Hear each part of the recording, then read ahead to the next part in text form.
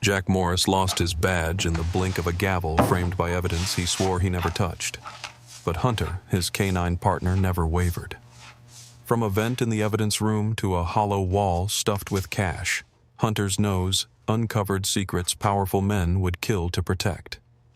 Each discovery tore the mask from a system built on lies. And when Richard Cole stood on stage before the City Hunter's final strike changed everything. If you believe loyalty can break the darkest chains, smash the like button, subscribe, and follow this gripping true ride.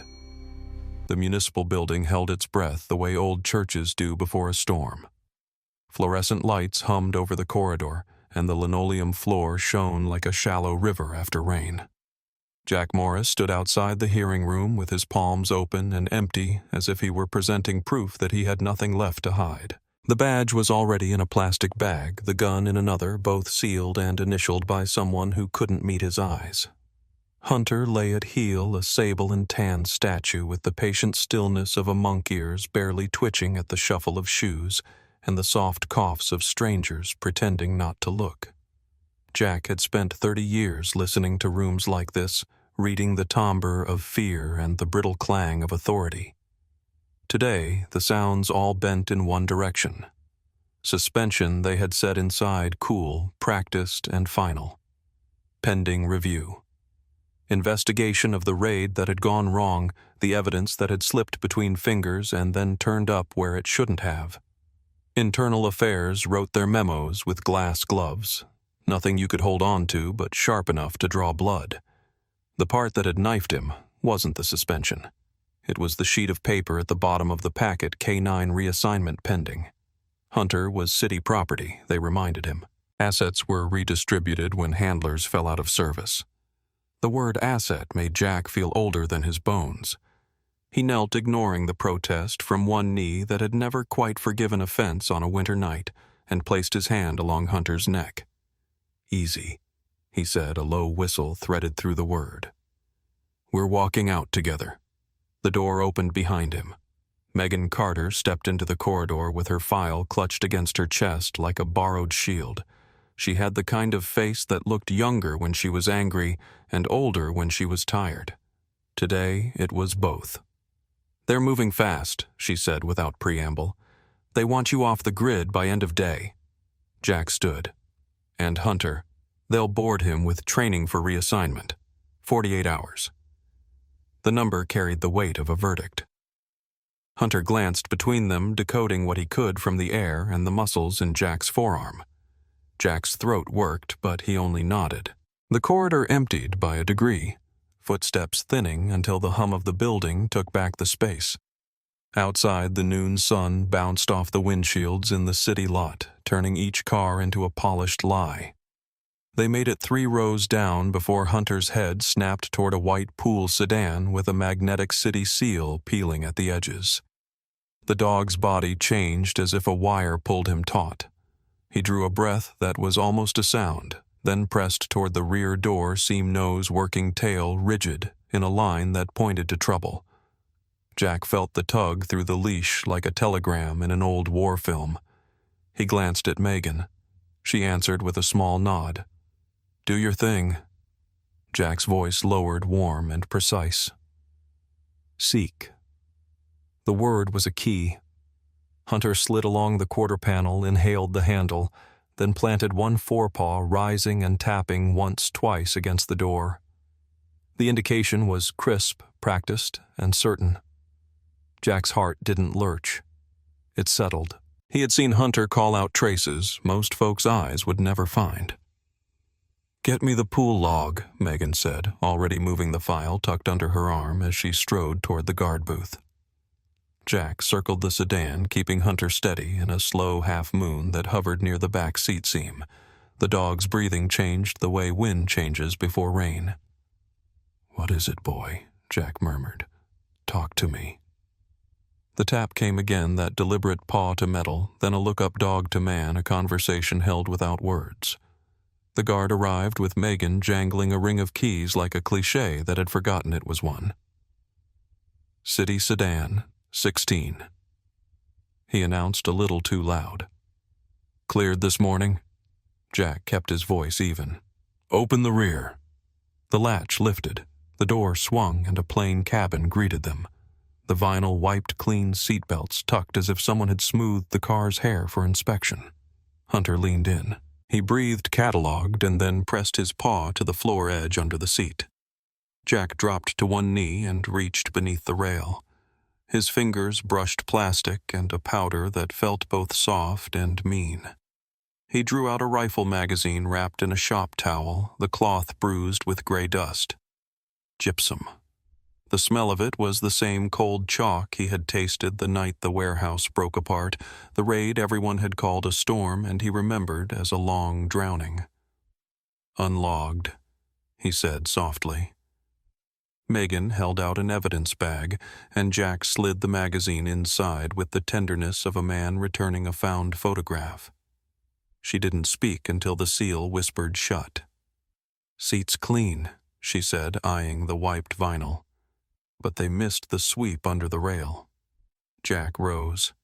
Hunter watched his face, his tail giving one measured thud against the asphalt as if to say, "There. Now do the rest." "I need GPS," Jack said. "Pull it first. Talk later." Megan didn't argue.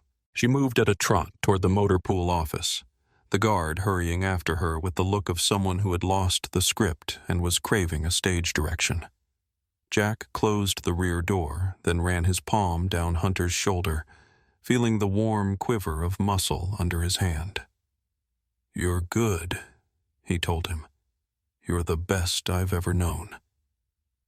The city sounds stitched themselves around them, a bus sighing to a stop, a bicycle's ticking chain, a far siren stepping down the scale. Jack looked past the rows of cars toward the courthouse and felt the weight of the morning settle differently. If the magazine had been planted, it was a crude attempt to gild a lie. But gypsum wasn't a rumor. It clung to hands and tools and the hems of trouble. By the time Megan returned, the sun had shifted enough to carve a bright edge along the roof lines. She held a slim printout and the kind of smile people wore when they had something that frightened them and made them strong. "Seddon 16, she said, tapping the page. "Parked on Mason Street last night from 2140 to 0110. Jack could feel the numbers entering him like cold air. Mason Street backed the warehouse. He didn't need to read the next line to know what it would say. Megan read it anyway. "Adjacent to the loading bay, your unit never pinged within 5 blocks. The morning's narratives peeled away like old decals. Internal Affairs had built a timeline that had Jack's team shadowing that block. The pool car being there alone didn't prove a frame, but it cracked the lens."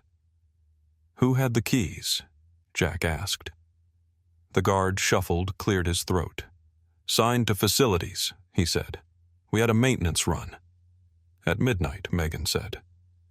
"With a rifle magazine under the seat." The guard's silence turned the air heavy. Jack didn't press him. There was time later for fear and papers. Now was for the simple arithmetic of motion. He led Hunter along the driver's side and gave a small gesture. "Track," he said, shaping the cue with his hand near the seam where a palm would naturally rest when pulling a door. Hunter breathed deep, angled across the lane and took 2 deliberate steps. Then 3. Then a swing toward the lot's east exit, as if he could see the past laid across the asphalt like a second shadow. Jack let the leash out a foot at a time, his body folding into the practiced patience that had kept him alive through broken nights and stubborn dawns. Hunter brought them to the gate, paused, then nosed the chain at knee level. Someone had lifted it just enough to pass. On the metal barely visible, unless you wanted to find it, was a crescent print in gypsum dust where a hand had pressed not long enough ago for the weather to take it. Megan photographed it with her phone, framing the crescent with her fingers to show scale. "Facilities," she said softly as if tasting the word might tell her whether it was sweet or spoiled. "Or someone wearing their face," Jack answered. A pair of interns drifted past on the sidewalk outside the fence, laughing at something smaller than this. The world had 100 parallel lives. Most of them didn't know about the one that ran on the narrow street where men pushed lies through doors and called it maintenance. They'll move on you faster now, Megan said. The reassignment, Jack nodded. He could already see the paperwork, the signatures that resembled careful storms. We'll buy time, she added, reading his face. The board can hold if there's an active evidentiary question. I don't want a favor, he said. I want the truth to stand up on its own legs. Hunter leaned against his thigh for a breath that felt like a vow. Jack thought of the training field years ago, the day the dog first came barreling through the yellow grass toward him as if he had always been the destination. People said dogs were loyal to the hand that fed them. Hunter had always been loyal to the work, and Jack had been the voice that made that work clear. We'll need chain of custody lab confirmation on the powder prints on the magazine if there are any, Megan said, slipping back into the cadence of action. And we need to know which supervisor authorized a pool car near Mason at midnight. Start with Richard Cole's office, Jack said. Procurement signed off on the engine that drove the city, and Richard Cole liked to drive with both hands on the wheel where everyone could see them. That was the kind of careful that left footprints. They walked the magazine to the small evidence room attached to security, signed the seals the way you sign the edge of a promise, and watched the clerk place the bag in the temporary locker. No solemn speech followed. No thunderhead split the sky. A man and his dog left a building with less than they had carried in, and more than they had expected to hold. Outside, a breeze lifted the corner of a discarded flyer and pressed it against Jack's shoe. He stepped aside, and the paper skated away free for a second, then trapped by the curb. Hunter watched it with the interest he gave to everything that moved.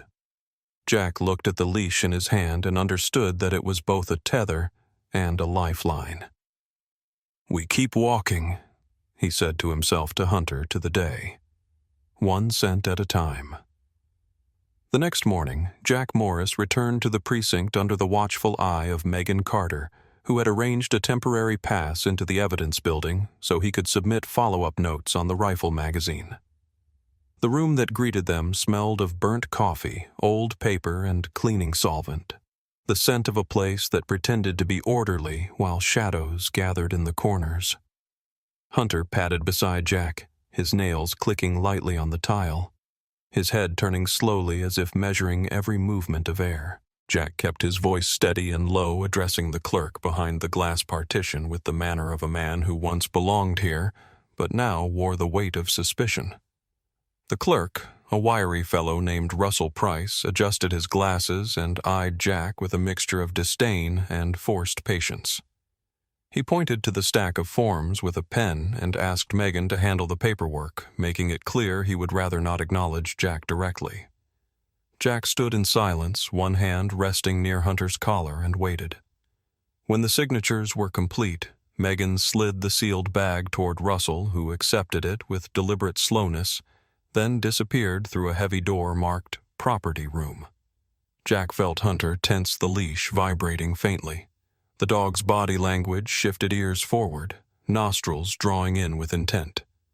Jack whispered the single word that was both command and invitation: search. Hunter moved to the vent grate near the floor behind the counter, pressing his nose into the seam, pawing once, then pressing again with greater insistence.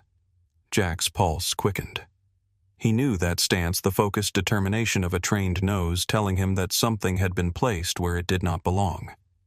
Megan caught the signal instantly and raised her voice toward the closed door. Russell opened the panel now. Russell returned, looking annoyed, but when confronted with Hunter's repeated alert, he reluctantly fetched a screwdriver. The grate came away with a metallic groan, and inside the narrow duct lay a canvas pouch bound with gray tape. Jack pulled it free carefully, his fingers brushing against the sticky surface. When the pouch was opened, sheets of counterfeit evidence barcodes slid into the light, each printed to mimic the official labels used in the department. Megan exhaled through her teeth, her eyes sharp. Russell immediately lifted his hands as if to protect himself, insisting loudly that the package had been planted by Jack, claiming the disgraced detective must have slipped it there to frame others. Jack did not rise to the bait. He simply looked down at Hunter, who was staring fixedly at Russell with the patience of a hunter waiting for permission.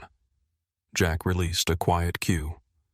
Hunter lowered his nose, circled Russell once, then pressed against his pant leg, drawing in the man's scent, and without hesitation began moving toward the rear exit.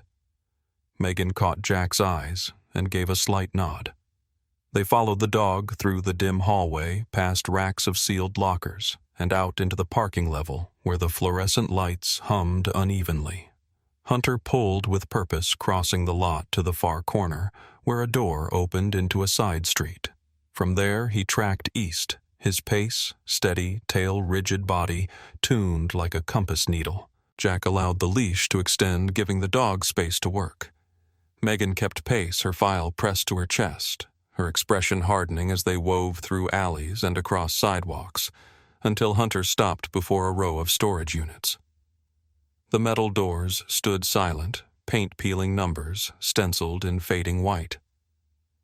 Hunter went directly to Unit 14B and sat his gaze fixed, a low whine escaping his throat.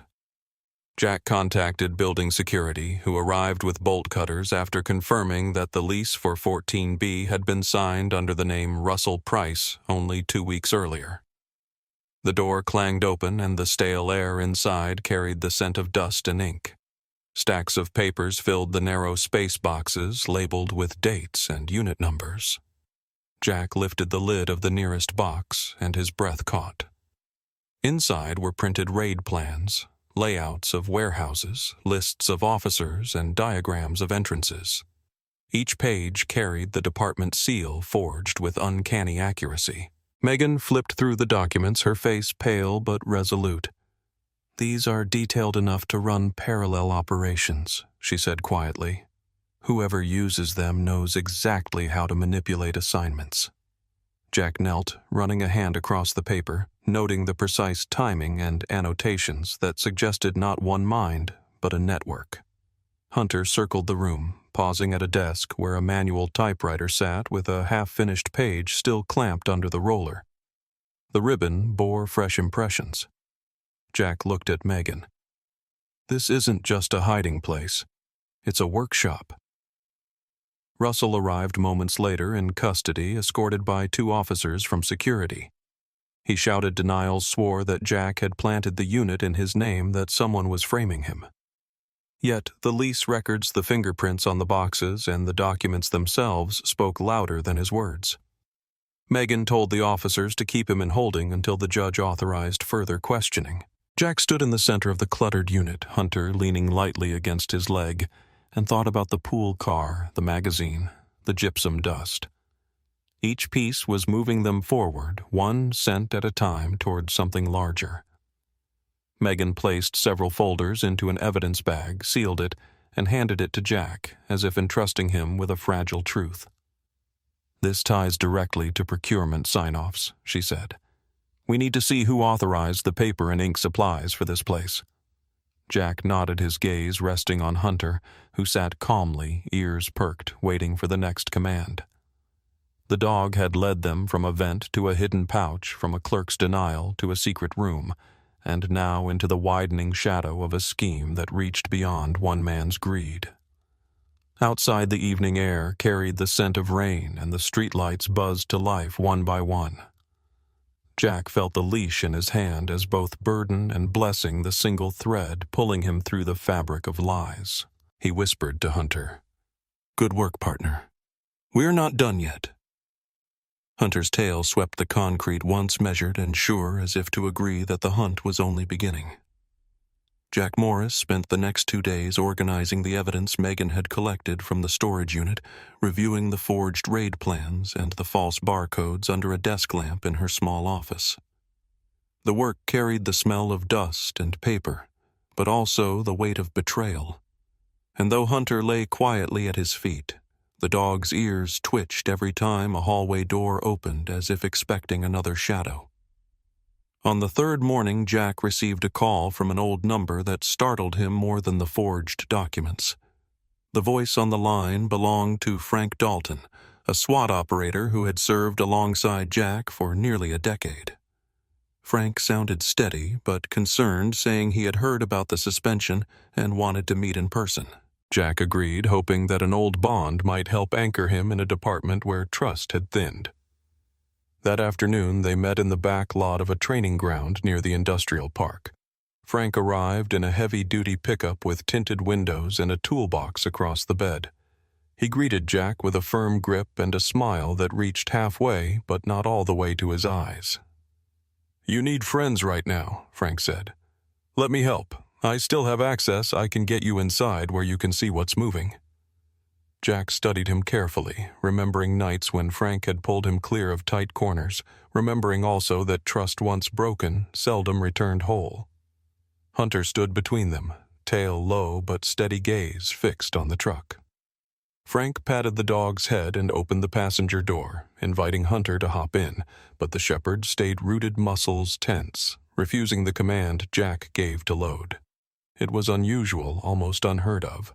Jack frowned and tried again, using the crisp tone that normally sent Hunter springing into any vehicle.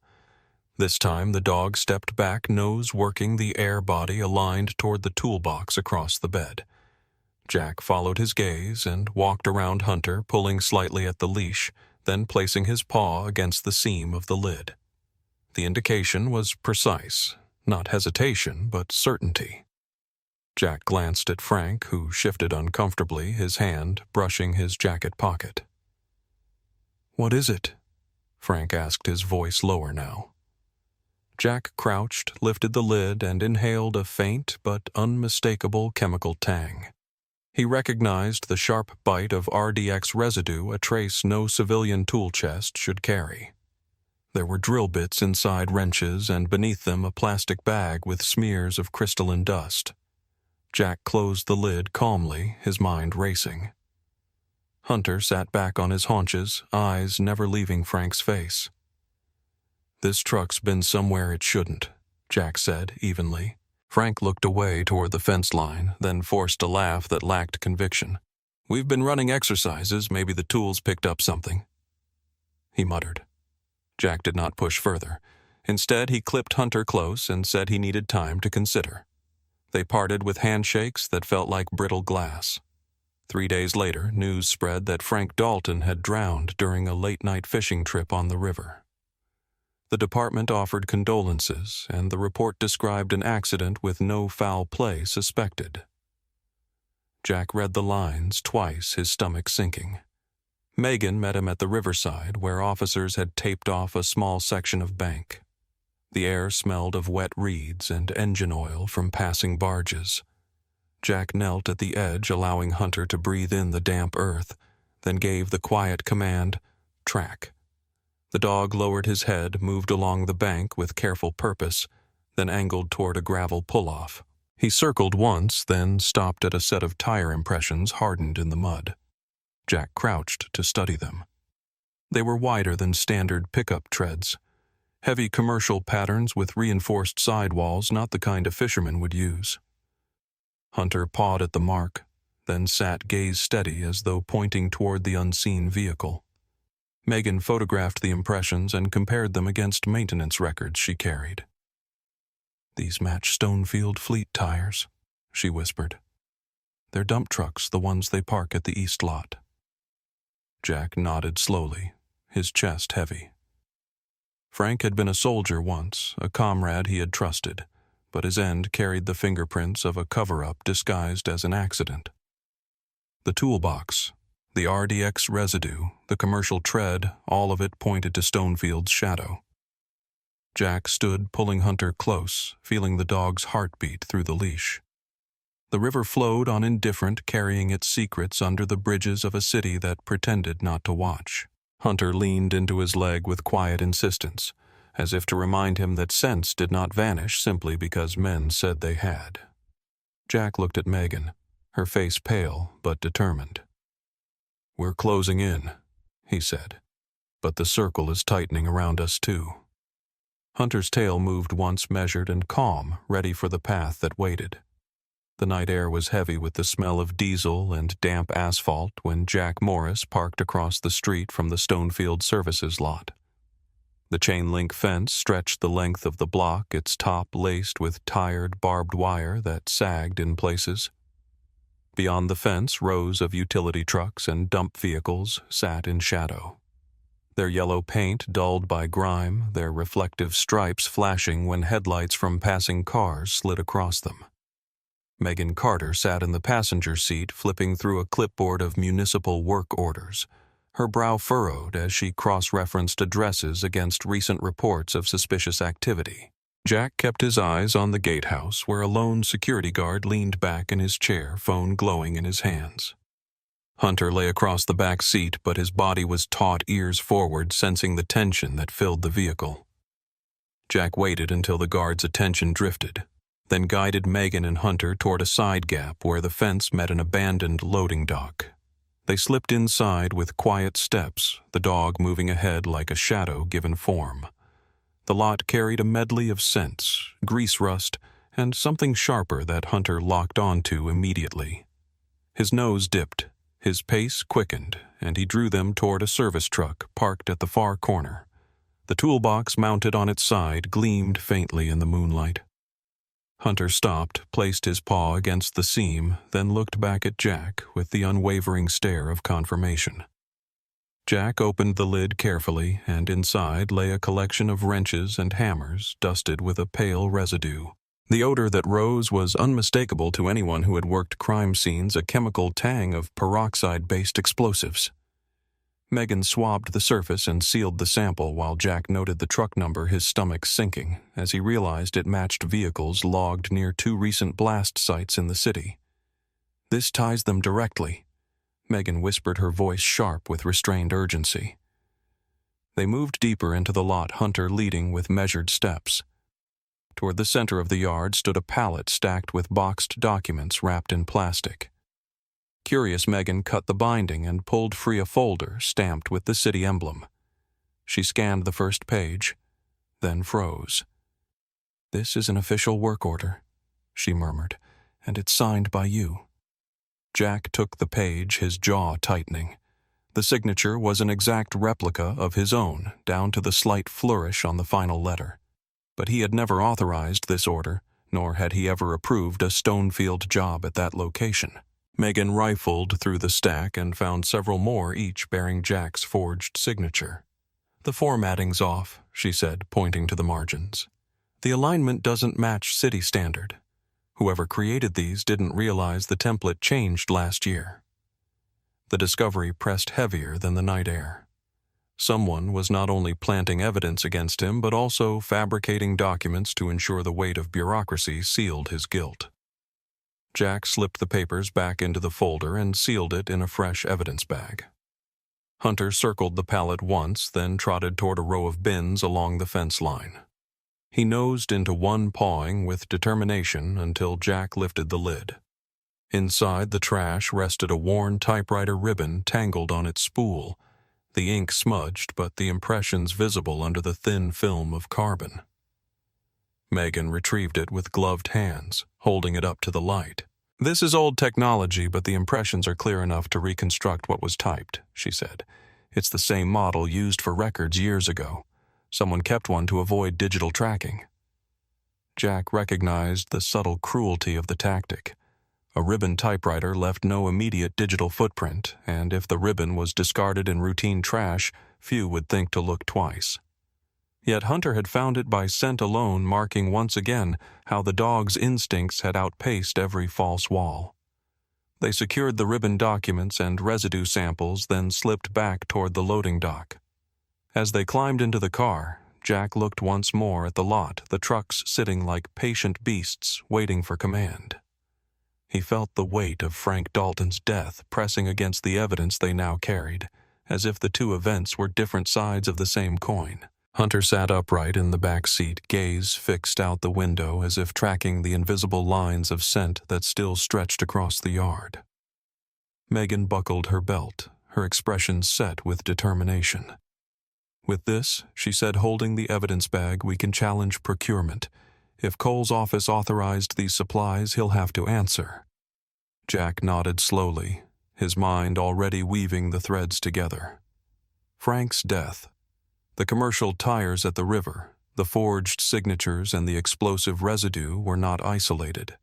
They were part of a pattern that was drawing a circle around him, a circle Hunter was breaking piece by piece. The city lights flickered in the distance as they drove away. The silence in the car broken only by the soft sound of Hunter's breathing, steady and strong like the rhythm of truth pressing forward.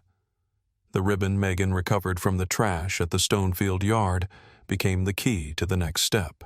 She took it to a technician she trusted in the records division, a quiet man who spent most of his days repairing obsolete machines. Under bright light, he slowly rolled the ribbon across glass, pressing with a thin sheet of paper until faint impressions surfaced. Letters emerged like ghosts, fragmented lines of words that were never meant to be seen again. Among the scattered phrases, one name repeated clearly: Brian Keller.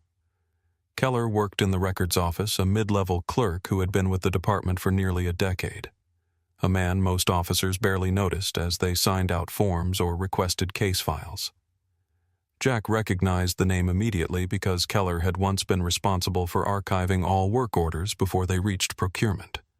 If his name appeared on forged templates, it meant he was closer to the scheme than anyone realized. Jack and Megan decided to approach him quietly, choosing the end of shift when the records hall was nearly empty. The fluorescent lights buzzed overhead as they stepped inside Hunter, padding beside them, nose working the air in long, deliberate pulls. At the far end, Keller stood by a cabinet, hurriedly closing drawers when he saw Jack. His eyes widened, his face pale. "I don't have anything to say to you," he stammered. Megan showed him the ribbon, the faint impressions of his name. Keller's throat worked, and then without another word he bolted toward the stairwell. Jack shouted once for him to stop, but Keller took the steps two at a time, forcing Jack and Hunter to give chase. The stairwell echoed with pounding footsteps, doors slamming as Keller tried to outpace them.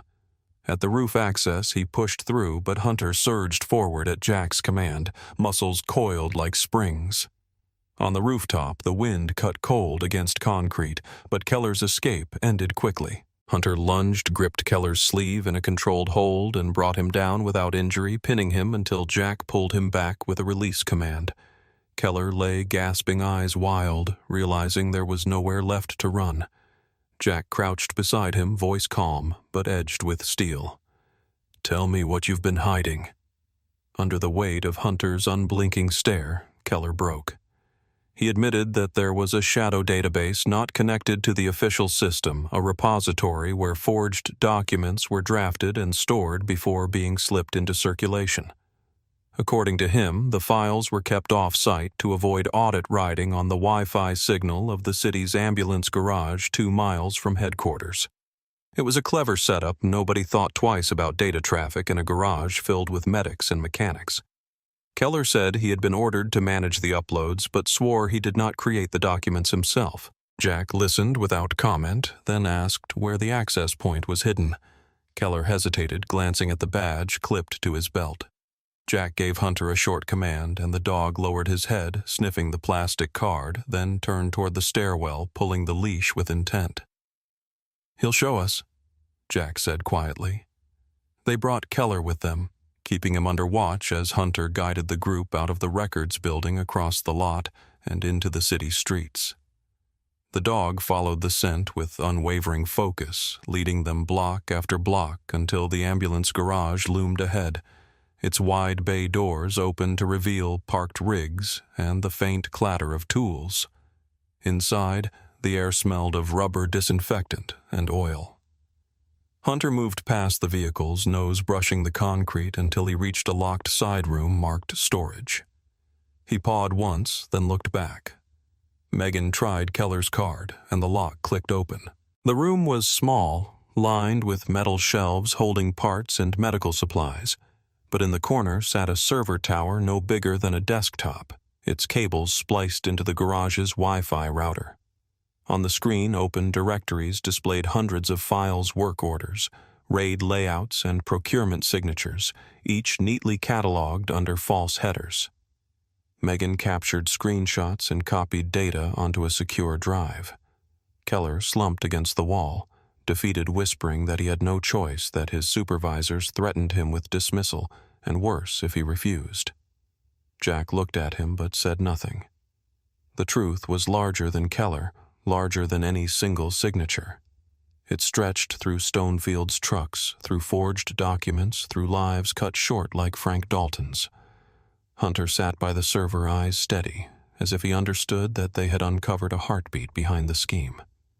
Jack placed a hand on the dog's back and felt the steady rise and fall of breath. "This is the opening," he murmured to Megan. She nodded, sealing the drive into her bag. They would take it to the judge, but both knew this was not the end, only another layer peeled back. Outside the garage, the city moved as if nothing had changed, ambulances rolling into the night, sirens calling in the distance. Jack glanced at Hunter, who had found them a path when every human trail was meant to mislead. He whispered, "One step closer, partner. One step closer." The discovery in the ambulance garage left Jack Morris with little sleep and even less peace. The files Megan copied proved that the network had reached deeper than he feared, and every document felt like another nail driven into the frame of corruption. He and Megan presented the drive to the judge the next morning, who promised confidentiality and ordered discreet review. But both knew the moment the network realized the files had been touched, retaliation would follow. That retaliation arrived faster than expected. On a Thursday afternoon, Jack received a text message from an unknown number. The message claimed to be from a whistleblower inside Stonefield Services, someone who said they had evidence linking Richard Cole directly to the false orders. The sender insisted they feared being followed, and asked Jack to meet them in the East End Park after sundown. Megan read the text over his shoulder, her suspicion plain. "It's too neat," she said. Jack agreed, but the possibility of inside help was too important to ignore. They decided to go carefully with Hunter at his side. The park was quiet under fading light swings moving slightly in the breeze, lampposts beginning to hum. Families had already left, leaving the paths scattered with leaves. Jack and Megan walked slowly, scanning benches and playground corners. Hunter moved ahead, his nose tilting against the wind body, taut with awareness. Near the center of the park stood a green trash can, the kind bolted to the pavement. Hunter froze ears forward and then pressed his nose to the seam. He pawed once, twice, then looked at Jack with the unmistakable signal of alarm. Jack's chest tightened. He gave a low command, and Megan stepped back, phone already in hand, to call the bomb squad. Within minutes, technicians arrived, suited and deliberate, and they confirmed what Hunter had sensed, a crude but lethal device taped inside the lid, wired to detonate if moved carelessly. The park was cleared, the device neutralized. The supposed whistleblower never appeared. Jack watched the technicians carry away the fragments, anger pressing into the space behind his ribs. "They wanted us gone," Megan said softly. "Not informed." Jack placed his hand on Hunter's back, feeling the dog's steady breath, and thought of how close they had stood to an explosion meant to silence them. Before the relief had time to settle, Jack's phone rang. It was the principal of his niece's school. The voice was tense, urgent.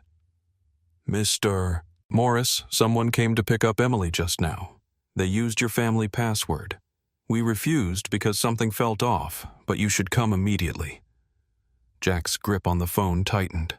His niece was the last family he had close, and the thought of her name used as bait made the world tilt. He and Megan rushed from the park, Hunter leaping into the back seat without command. The drive across town blurred lights flashing past until they arrived at the school where Emily waited inside the office with staff. She was shaken, but safe. The principal explained that a man had provided the correct family password, a detail no outsider should have known, then left quickly when refused. Jack crouched to reassure Emily, his voice calm, though his hands trembled. Then he asked to see the gate where the man had stood. Hunter sniffed the air immediately, picking up the lingering trail. He led Jack across the sidewalk where faint chalk dust marked the ground, the kind children used for hopscotch. but the scuffs were two deliberate dragged lines not drawn by play. Hunter followed them to the curb where a heavy tire impression marred the dust. Jack bent low, recognizing the wide pattern.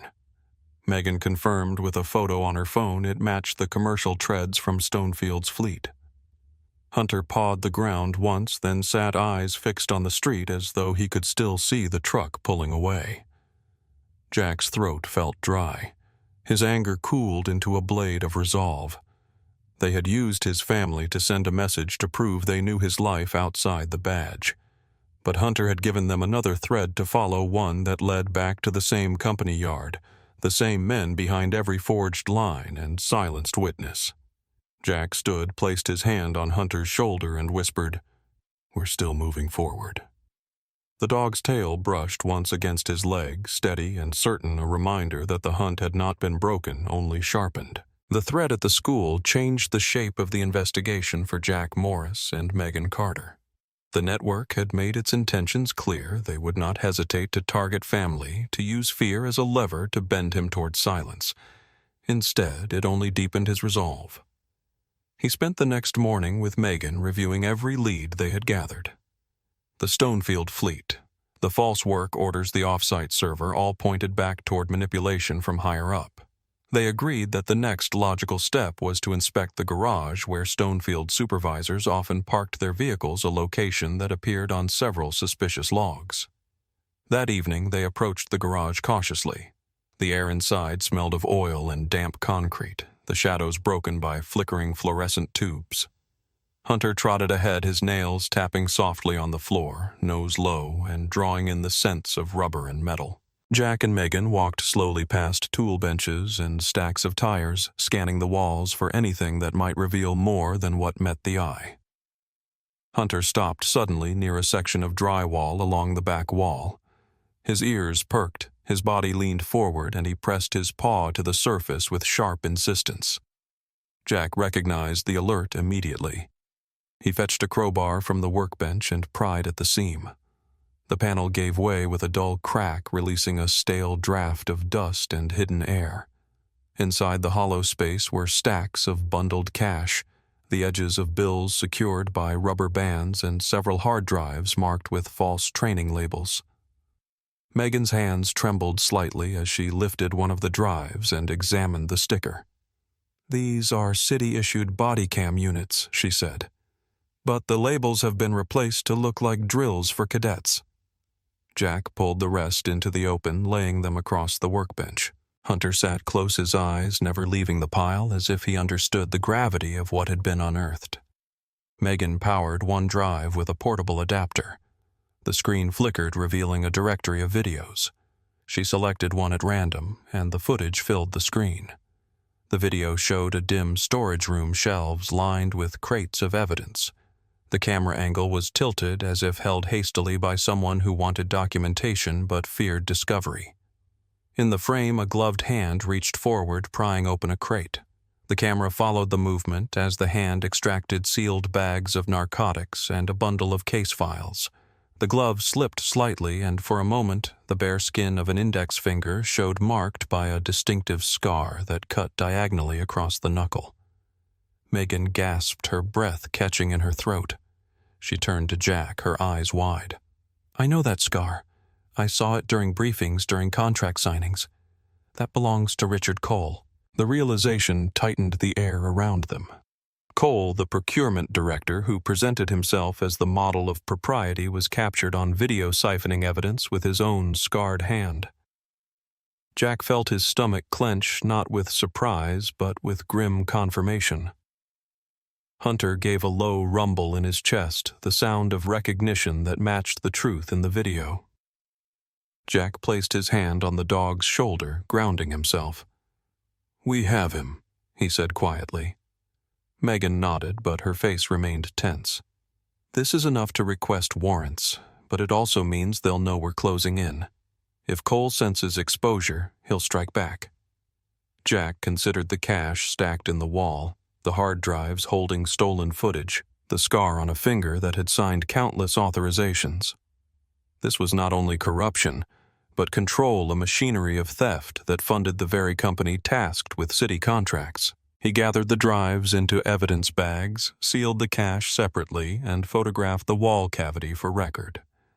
Megan secured the video copy on a drive she concealed inside her jacket. They left the garage under the cover of night, Hunter keeping close at heel, his body still alert, as if expecting pursuit. Outside, the city was quiet, the streets washed pale by street lamps. Jack looked down at Hunter, the dog's eyes bright even in the dim light, and whispered, "We're one step closer, partner. One step closer to tearing this open." Hunter's tail swept the ground, once steady and resolute, as if to promise he would follow the scent until the truth itself had nowhere left to hide. Jack and Megan delivered the drives from the garage to the judge in the early hours of morning exhaustion, weighing heavy but urgency sharper than fatigue. The judge promised discretion, yet both knew the files marked a turning point. If Cole's hand was caught in the act, the walls around him would begin to crack. But walls had guardians, and internal affairs wasted no time striking back. That same afternoon, Jack was summoned to a conference room inside headquarters. Hunter walked close tail low but alert while Megan carried the sealed evidence bags. Inside the room, 3 IA officers sat at a long table, their faces expressionless, a screen already set up at the end. The lieutenant in charge, a man named Harris, gestured for silence and played a video. On screen, a grainy clip unfolded showing a figure in a jacket like Jack's moving through the warehouse the night of the raid. The figure lifted crates, shifted packages, then turned briefly so the profile could be seen. Harris paused, the video pointed at the frame, and declared it proof that Jack himself had tampered with evidence. Megan protested immediately, insisting that the footage was manufactured. Jack stayed calm, though his stomach tightened. He looked at Hunter, who had been watching the screen with curious stillness. Harris then produced a bag containing a jacket, claiming it was retrieved from the warehouse, and placed it on the table. "Your scent article," Harris said. "Proof this was yours." Jack glanced at Hunter and gave the command to check. The shepherd lowered his head, sniffed the fabric, circled once, then stepped back without signaling recognition. Jack repeated the command, but Hunter again refused, turning his head aside. It was the dog's way of declaring the article false, unconnected to his partner's scent in that location. The room grew tense. Jack's voice was steady when he spoke. "He knows it was never there." Harris scoffed, but Jack pressed further. If this jacket had been present at the warehouse, Hunter would alert without hesitation. "He isn't wrong. The article is staged." Megan leaned closer to Jack and whispered, "The angle of the video, it's off. There should have been a mounted camera covering that sector. Where is that unit now?" Jack caught the thought and turned back to Hunter, motioning toward the door. "Find," he commanded. Hunter moved instantly, pushing through the hallway, his nose high, weaving through the building with determination. Officers followed uneasy, while Harris barked orders no one seemed eager to obey. Up 2 flights of stairs, Hunter stopped at a locked maintenance door. He pawed hard nails, scraping metal. Jack forced it open, revealing the roof access. There, half hidden among debris, lay the shell of a surveillance camera torn from its mount. Jack picked it up, the casing empty, but wires still attached. Nearby, tucked under a vent, a small memory card gleamed. Megan collected it carefully, sealing it in evidence tape. "The original feed," she murmured. "This will show the truth." Harris paled, his authority cracking. Without warning, he bolted down the stairwell, pushing past 2 stunned officers. Jack gave Hunter a single sharp command. The dog surged forward, powerful legs carrying him down the stairs in pursuit. Harris stumbled, glancing back in panic, but Hunter launched, gripping his sleeve in a controlled hold, driving him against the landing wall. The lieutenant struggled, but could not break free, his voice rising in desperate protest until Jack pulled Hunter back with a firm release. Megan caught up breath short, and together they restrained Harris. Under pressure and the weight of undeniable evidence, his defiance collapsed. He admitted that the order to fabricate video and plant false evidence had come from above, not from Stonefield directly, but from Richard Cole himself. Cole had pushed IA to frame Jack once more, hoping to bury the investigation before the judge could act. The confession dropped like a stone in still water ripples, widening to touch every officer in the stairwell. Silence held for a long moment until Hunter shook his coat. The sound loud in the echoing stairwell, a signal that the chase was over, but the fight was not. Jack looked at Megan, then down at his partner, and spoke with quiet resolve. "Now we take this straight to the judge." The confession from Lieutenant Harris cracked open the case wider than Jack Morris had imagined.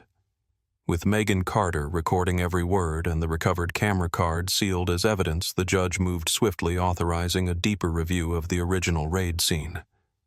It had all started at the warehouse, the so-called storm that shattered Jack's career, and returning there felt like stepping back into a memory designed to break him.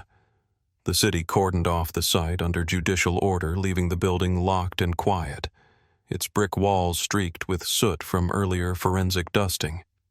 Jack, Megan, and Hunter entered with a small team of trusted officers. The air smelled of mold and damp concrete, the silence broken only by the echo of boots and the occasional drip of water from a cracked pipe. Hunter moved immediately to the center of the warehouse nose, working with practiced intensity. Jack let the leash out slowly, watching his partner bracket left and right, searching for the trail hidden in stale air. Then the dog swung suddenly toward the rear wall, body low, tail stiff, leading them to a narrow service corridor that ended at a rusted door. Jack examined the latch and found faint scratches, the kind left by hurried movement. Hunter pawed at the threshold, then angled toward the exterior, pulling them outside into the alley. The dirt here was disturbed, pressed by the outline of boots cutting a line toward the far end where the alley opened onto Mason Street. Jack crouched, tracing the impressions with his hand. "They didn't come in the front," he said quietly. They staged the alarm and slipped out the back. Megan looked closer at the brickwork near the door and spotted a small plastic device half buried under debris. Jack pried it loose, and his chest tightened when he recognized the design. It was an alarm trigger, not factory issue, a crude transmitter built to mimic the building's real system. Whoever planted it had sent a false signal to draw officers inside while covering their own exit.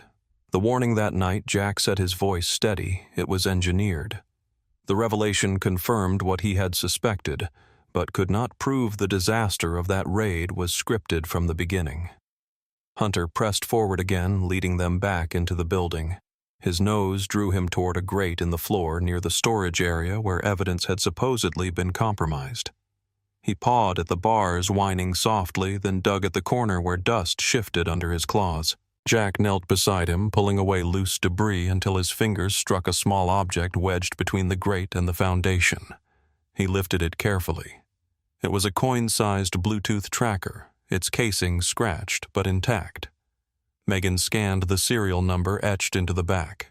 Using her laptop and a secure database, she traced the manufacturer and discovered the distribution log. Her eyes widened as the record resolved on screen. The unit had been shipped not to the department, not to Stonefield, but directly to the residence of Richard Cole. Jack exhaled slowly, the final thread tightening in his mind. He marked the evidence crates himself, he said. Tracked every movement before the raid even began. The implications settled over the group like heavy air. Cole had orchestrated the entire chain, forged documents, manipulated alarms, planted trackers, stolen evidence. Hunter sat quietly beside the great tail, sweeping once across the dust, as if to confirm that the truth lay bare at last. Megan sealed the tracker in an evidence bag and looked at Jack. "This ties him directly," she said. Jack nodded, his hand resting on Hunter's shoulder. "It ties him," he agreed, "but it also warns us. If he went this far, he won't stop now." The team photographed the alley tracks, the fake alarm device, and the tracker's hiding place. Outside, the evening had fallen, the warehouse windows glowing faintly from street lamps. Jack paused at the threshold, looking back into the cavernous room where his name had been broken. Hunter stood at his side, eyes, bright ears tuned to sounds only he could hear. For the first time, Jack felt the ground shift in his favor. The lies that once crushed him now pointed straight to Cole's door. He whispered to his partner, "We're bringing it home." Hunter's gaze held steady the leash between them, taut with unspoken promise. They left the warehouse carrying more than evidence. They carried a reckoning that no shadow could contain. The evidence from the warehouse left little room for doubt.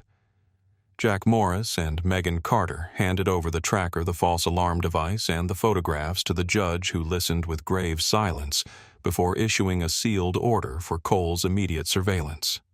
Yet Cole remained in public view, unshaken, as if daring anyone to accuse him. Days later, the city announced a civic awards ceremony at the downtown auditorium honoring public officials for service. Cole was scheduled to receive recognition for his leadership in infrastructure contracts, a cruel irony given what Jack and Megan knew.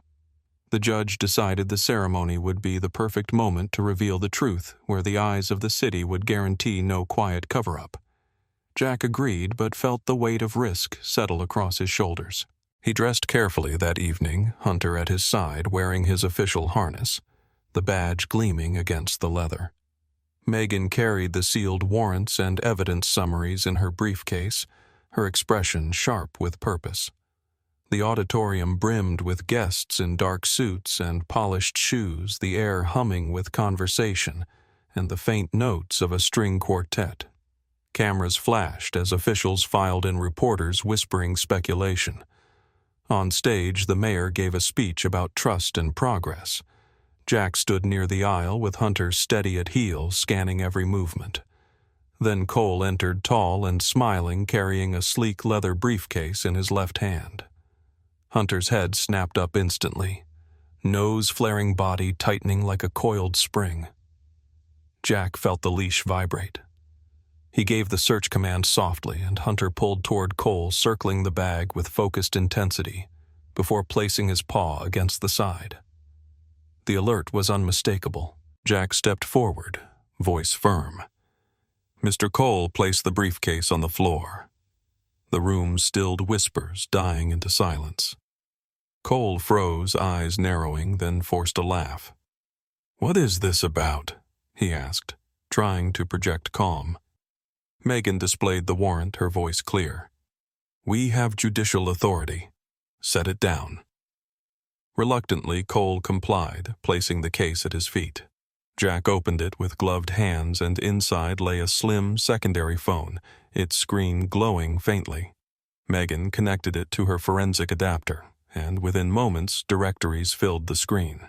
It was the Shadow database itself, every forged order, every altered file still connected to the Wi-Fi from Cole's residence. Gasps spread across the room as the evidence mirrored onto the auditorium's projection feed. The mayor faltered mid-sentence, officials shifting uneasily in their seats. Cole's mask cracked. His smile vanished, his eyes darting toward the nearest exit. In a sudden move, he lunged, seizing a startled guest by the arm, pulling them close as a shield. Panic rippled through the audience chairs, scraping shouts rising.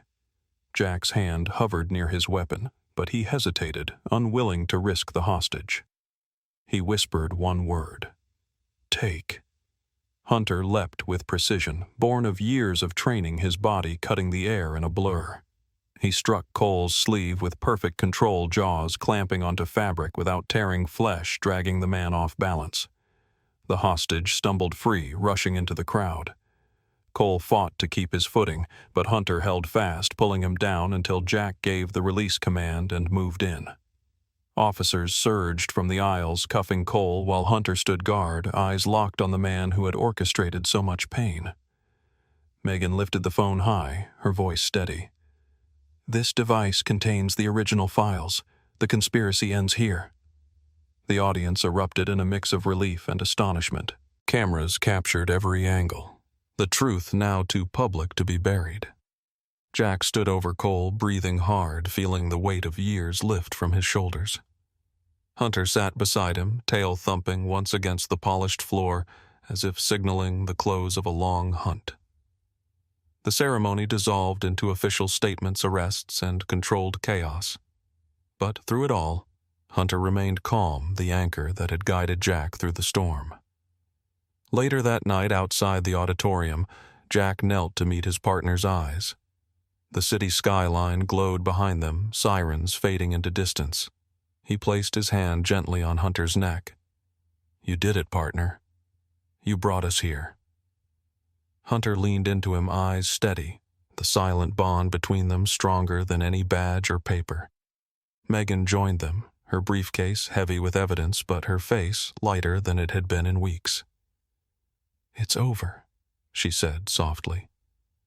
Jack looked at her, then at Hunter, then at the city beyond.